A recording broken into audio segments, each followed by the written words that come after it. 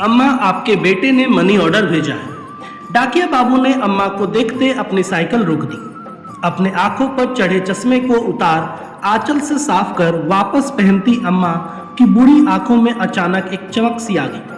बेटा, पहले जरा बात करवा दो। अम्मा ने उम्मीद भरी निगाहों से उसकी ओर देखा, लेकिन उसने अम्मा को टालना चाहा।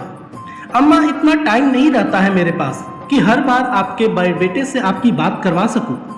डाकिये ने अम्मा को अपनी जल्दबाजी बताना चाहा, लेकिन अम्मा उससे चिरौरी करने लगी। बेटा, बस थोड़ी देर की ही तो बात है। अम्मा, आप मुझसे हर बार बात करवाने की जिद न किया करो। यह कहते हुए वह डाकिया रुपए अम्मा के हाथ में रखने से पहले अपने मोबाइल पर कोई नंबर डायल करने लगा। लो अम्मा, बात कर लो, लेकिन ज्यादा बात मत करना, पैसे कटते हैं। उसने अपना मोबाइल अम्मा के हाथ में थमा दिया। उसके हाथ में मोबाइल ले फोन पर बेटे से हाल चाल लेती अम्मा मिनट भर बात कर ही संतुष्ट हो गई। उनके झुर्रीदार चेहरे पर अचानक मुस्कान छा गया। पूरे 1000 रुपए हैं अम्मा। यह कहते हुए उस डाकिया ने 100 के 10 नोट अम्मा की ओर बढ़ा दिए। रुपए हाथ में ले गिनती करती अम्मा ने उसे ठहरने का इशारा किया। अब क्या हुआ अम्मा? यह 100 रुपए रख लो बेटा। क्यों अम्मा? उसे आश्चर्य हुआ। हर महीने रुपए पहुंचाने के साथ साथ तुम मेरे बेटे से मेरी बात भी करवा देते हो।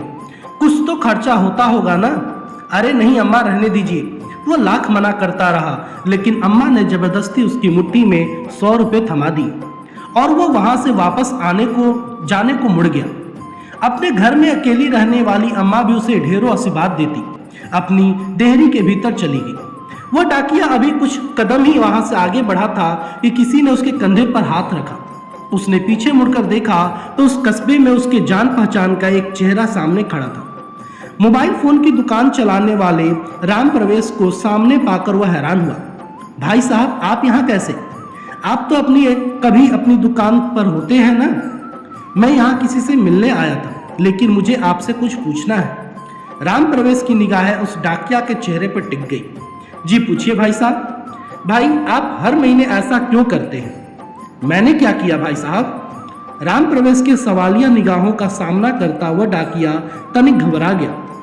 हर महीने आप इस अम्मा को भी अपनी जेब से रुपए भी देते हैं और मुझे फोन पर इनसे इनका बेटा बनकर बात करने के लिए भी रुपए देते हैं, ऐसा क्यों?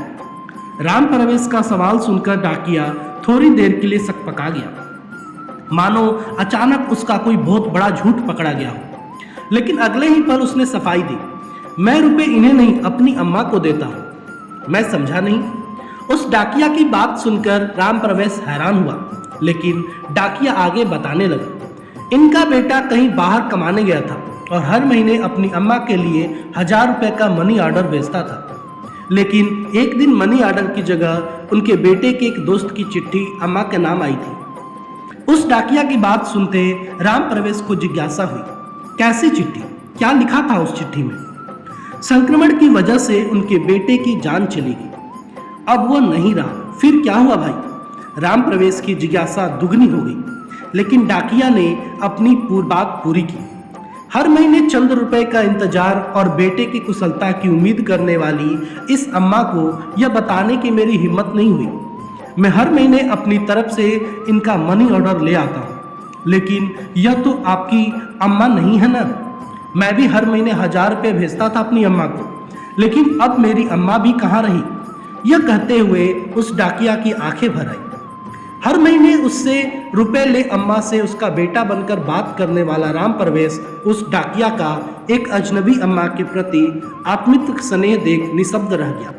काश हर इंसान इस डाकिया वाले की तरह सोच रखता और जरूरतमंद की मदद करता। आपको ये कहानी कैसी लगी? कृपया कमेंट करें और चैनल पर नए हैं तो चैनल को सब्सक्राइब करके बेल आइकन को दबा दें। धन्यवाद दोस्तों।